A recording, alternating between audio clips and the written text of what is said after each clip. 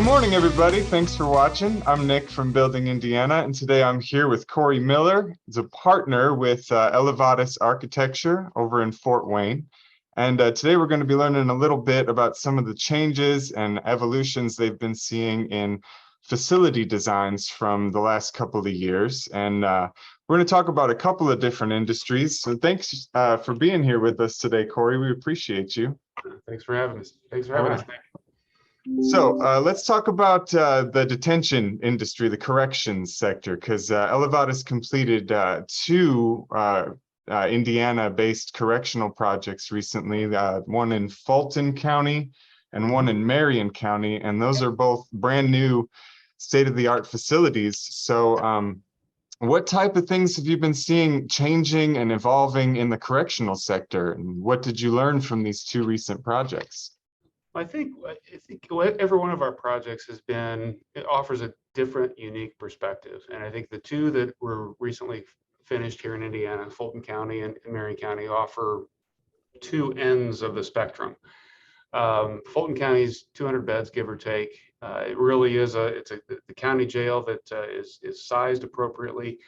But what the technology that has been impacting us has been really better ways of surveillance, better ways for observing what's going on in the jail for officer safety, making sure that the jail is appropriately monitored and designed to ease the stress of monitoring and walking through and dealing with prisoners or inmates that may be problematic. So keeping officer safety as first and foremost in the design, and obviously safety of the inmates and other occupants. But Fulton County, just like Marion County, had a great collaboration effort. It wasn't just the sheriff's office, it was the coroner's office, it was the commissioners, it was 911 and dispatch, and they worked well together. And this was actually designed going into COVID. So that collaboration was going on before we all went remote. And I think having that kind of community cooperation with the departments was great.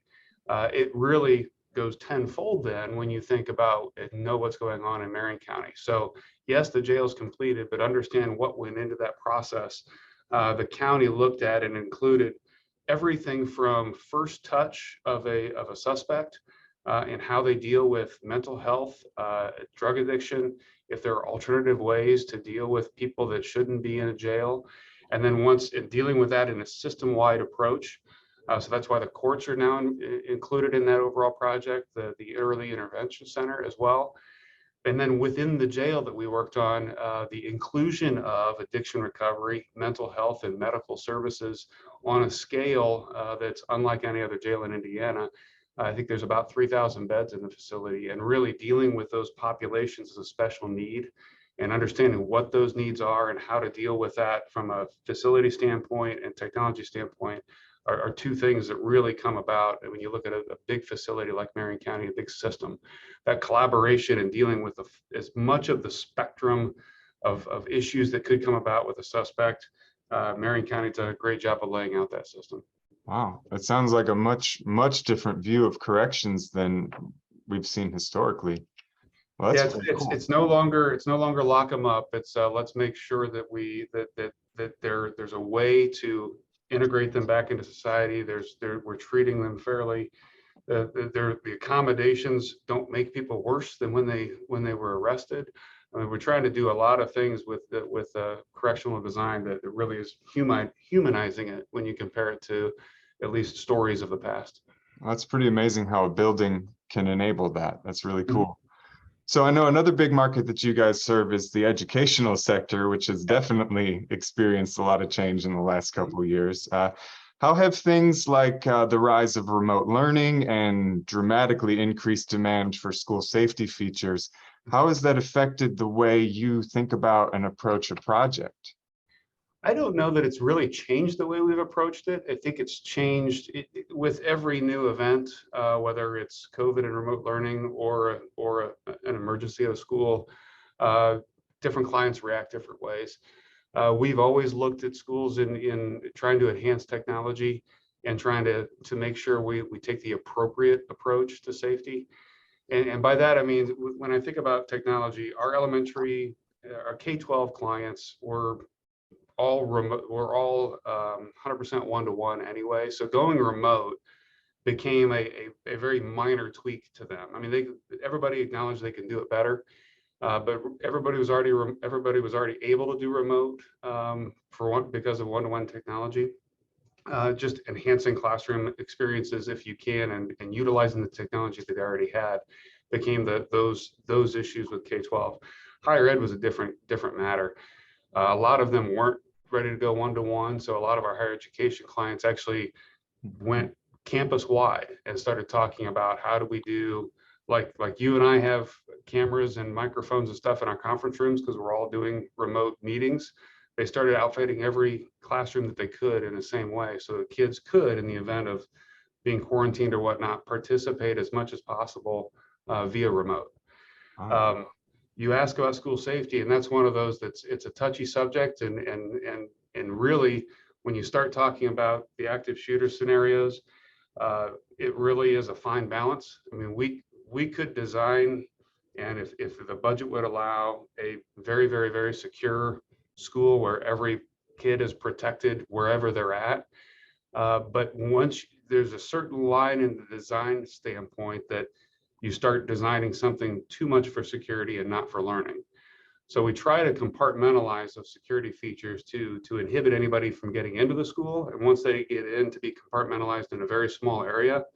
That way, most of the rest of the school can function as it should as a school, a great learning environment, a friendly environment, a place where kids can be interactive with teachers and feel refreshed and happy to be there. And it's a fine line, and every school different, every school system's different, every university is different on how you want to approach it.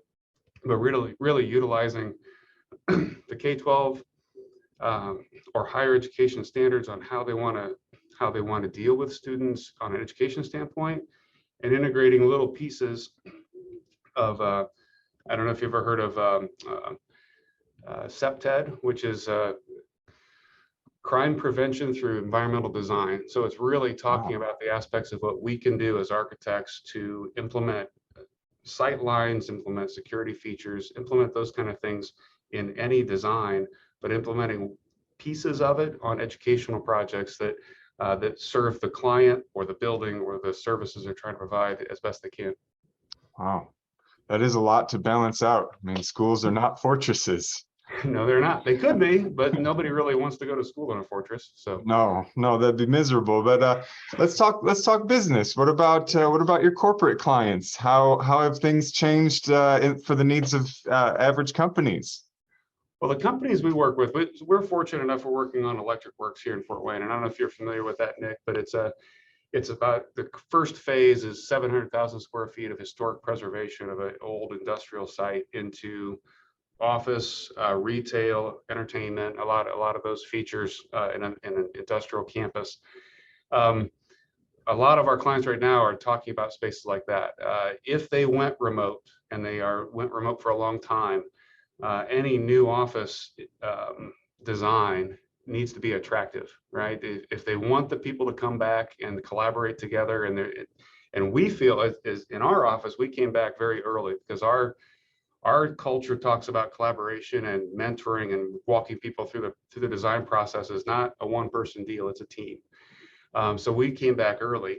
There are other companies that haven't had that, don't have that focus or need to collaborate all the time physically.